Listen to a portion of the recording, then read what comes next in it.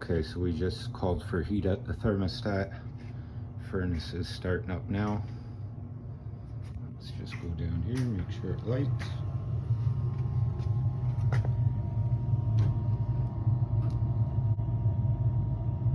So igniter is glowing. Gas valve should open and our burner should light. Okay, so now that the heat's on, I'm gonna wait for the heat exchanger inside to warm up. So in a minute, once this fan turns on.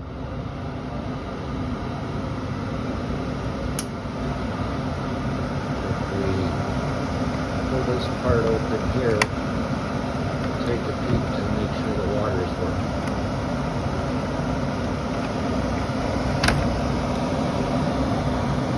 Look up in here, water's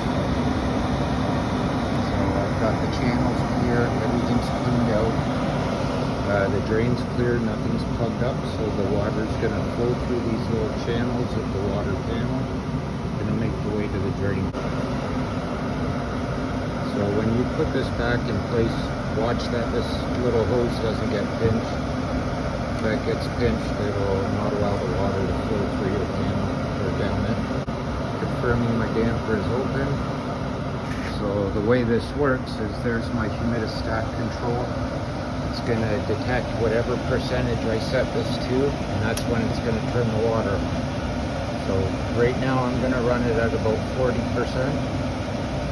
And then when I do that, what happens is the blower down below of this furnace, it's blowing so much air through the supply ductwork that it's actually